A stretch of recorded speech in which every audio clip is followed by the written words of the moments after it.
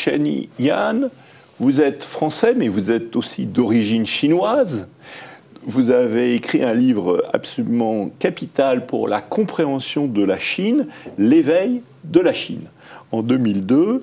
Et vous analysez dans ce livre la pensée chinoise, les différents courants intellectuels de la Chine, à la fin du maoïsme, entre 1976 et 2002. On a, dans une première vidéo, parlé du maoïsme ou du communisme sous l'angle de la Chine et sous l'angle de Mao Tse-tung. On dit Mao Tse-tung. Et on va voir dans cette vidéo plus particulièrement la question de la Chine contemporaine. Donc comment analysez-vous ce qui se passe en Chine aujourd'hui? D'une part, évidemment, l'extraordinaire puissance croissante de la Chine. Est-ce qu'elle était attendue? Est-ce que les Chinois s'attendaient à devenir une des premières puissances mondiales aussi rapidement? Et deuxièmement, comment vous analysez les évolutions du pouvoir en Chine aujourd'hui? Vos questions, c'est toujours des questions vastes. C'est pas facile de résumer la réalité chinoise aujourd'hui, parce qu'elle est vraiment complexe. Les Chinois disent qu'on comprend de moins en moins le sens du développement de la Chine, et que à l'étranger, en Europe, on dit que bon, on ne connaît pas, la Chine nous paraît toujours floue, sinon étranger, mais au moins c'est quelque chose qui est une autre culture, donc ça nous empêche de comprendre. Mais même les Chinois, que vous dites, c'est que même les Chinois ne comprennent pas les Chinois, c'est ça? Les Chinois, selon des époques, il y a des époques qui sont beaucoup... Il y a plus de certitude, d'autres beaucoup moins. Aujourd'hui, on est sur une époque, on a beaucoup d'incertitudes.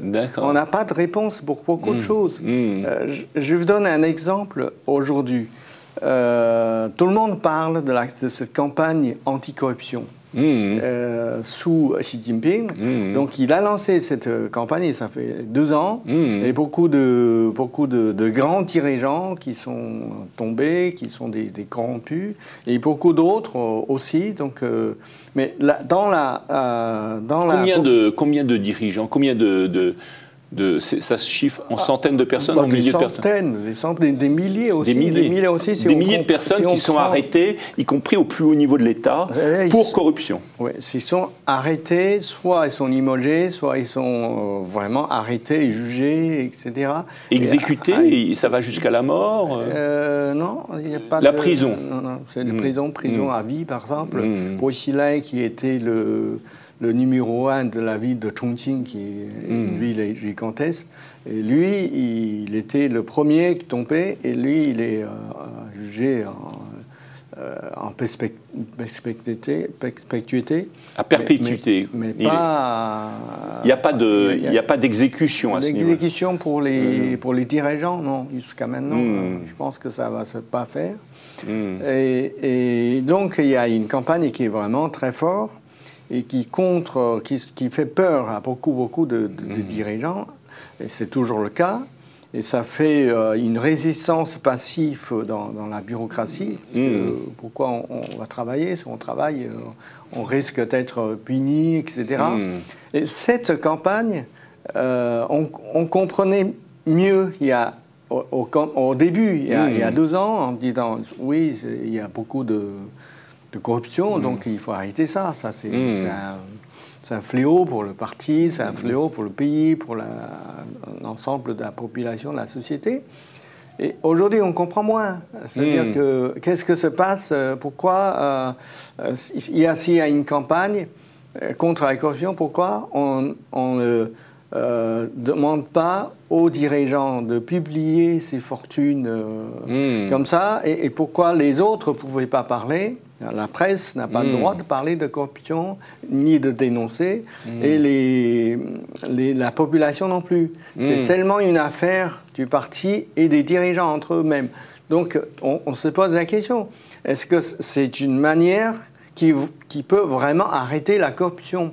Et d'autres... Ou est-ce que c'est même une manière stratégique du pouvoir pour asseoir son pouvoir? Donc on commence dès le début, il y en a qui disent c'est pas une bonne campagne puisque ça vise des gens qui sont des corrompus, certes, mais qui sont aussi un peu opposants ou sont des divergences avec le pouvoir actuel. Mais c'était pas la vie principale. Et aujourd'hui, je pense de plus en plus de gens qui pensent que c'est pas vraiment une campagne contre la corruption, c'est une campagne contre les adversaires. Donc du coup, on n'est pas très clair à quoi ça sert. Même après, quand on a le pouvoir très sûr, qu'est-ce qu'on va faire pour la Chine, pour le pays? On ne voit pas une vraie direction. Donc, et en termes d'innovation, au-delà de la corruption, aujourd'hui, à côté de cette gigantesque campagne contre la corruption, il y a aussi des investissements massifs dans la recherche et le développement. Pour la première fois, le budget de recherche de la Chine est susceptible de dépasser le plus grand budget de recherche de la planète, qui était jusqu'à ce jour celui de l'Amérique, des États-Unis exactement. Comment vous voyez cette évolution? Est-ce que la Chine, au-delà de sa capacité de production massive, puisque c'est devenu l'usine du monde, comme on dit, c'est vraiment l'endroit où une quantité considérable de produits est produite, est-ce que la Chine peut prendre le leadership en termes de recherche et d'innovation? Il y a deux réalités, à mon avis. La première réalité, c'est que c'est vrai que la Chine, depuis 30 ans, a beaucoup développé. Il y a eu une croissance tout à fait remarquable pendant longtemps. Donc, la richesse s'est plus que doublée en Chine. Donc, le pouvoir a des moyens, très grands moyens pour encourager les recherches et d'autres. Ça, c'est plutôt une bonne chose. Donc, les moyens sont là. Maintenant, reste ce que j'appelle une deuxième réalité, c'est-à-dire comment ça a été appliqué dans la réalité. Ceux qui disent innovation, ce que disent aussi la liberté. C'est-à-dire s'il faut des conditions pour que l'innovation se fasse vraiment, et quelles sont les conditions? La première condition, à mon avis, c'est qu'il faut donner les moyens, donner un espace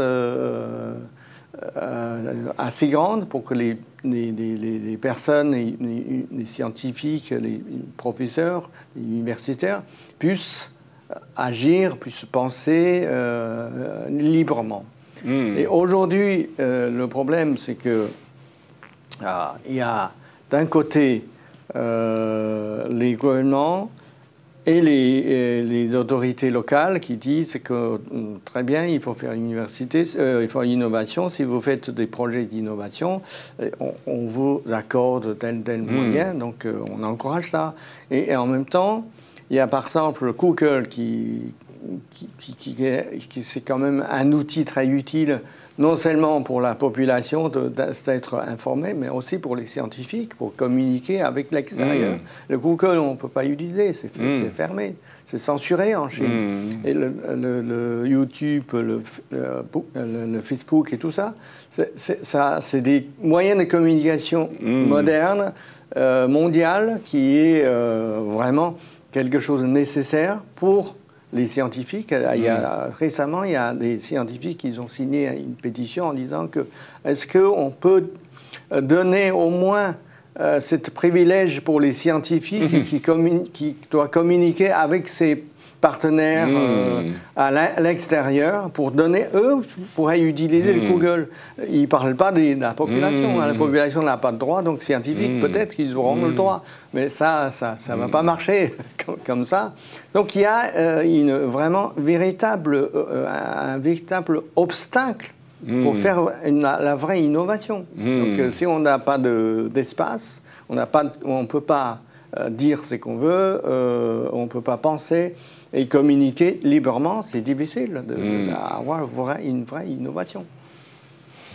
Et comment vous voyez la situation régionale? C'est-à-dire, par exemple, un endroit comme Taïwan, où, en quelque sorte, la partie des Chinois qui ne voulaient pas de Mao Tse-tung et allaient se réfugier avec une partie de l'armée chinoise qui était, pendant la guerre civile, opposée aux révolutionnaires. Au fond, comment Singapour, comment Taïwan peuvent garder leur indépendance? Ou est-ce qu'elles vont garder leur indépendance? Ou est-ce que vous pensez que la Chine va les englober? Pour Singapour, il n'y a pas de problème d'indépendance, ni de menace d'invasion chinoise. Je pense que c'est réglé. Pour Taïwan, il est en fait indépendant. Oui. Donc, mais Pékin menace toujours que... revendique toujours le fait... Il revendique d'abord, et ensuite il menace à Taïwan, si vous déclarez officiellement d'indépendance, donc je vais utiliser les moyens militaires, etc. Donc, oui, c'est une position très étrange pour un occidental, parce que en fait, la position de la Chine, c'est de dire... Taïwan fait partie de la Chine. Oui. Et si vous dites que Taïwan ne fait pas partie de la Chine, alors là, on va vous envahir. On veut bien que vous restiez indépendant tant que vous disiez que vous faites partie de la Chine, mais si vous dites que vous ne faites pas partie, à ce moment, on va vous envahir. Oui, c'est assez étrange. C'est un peu comme ça. Et aussi sur le plan diplomatique, c'est-à-dire quand la Chine établit ses relations diplomatiques avec un pays, il faut que ce pays, là, c'est les conditions adéquates, le pays doit connaître que Taïwan fait partie de la Chine. Comme c'est le cas de France, le cas un peu aussi des États-Unis. Donc, diplomatiquement, Taïwan est isolé. Donc, on ne reconnaît pas son indépendance. Mais il est quand même indépendant. Donc, voilà, c'est cette situation-là. Je pense que ça va encore durer. Si la Chine dit... on va faire une guerre pour récupérer Taïwan, c'est trop risqué pour Pékin, plus que pour Taïwan, à mon avis. Merci beaucoup, Shanian, pour ces éclairages sur la Chine aujourd'hui et hier aussi.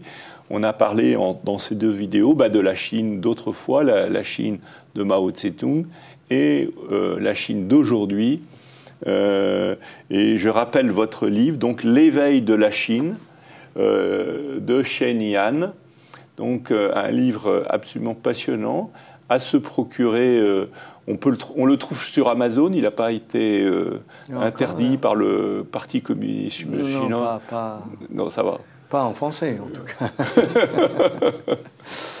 Okay. Merci. Bon, merci.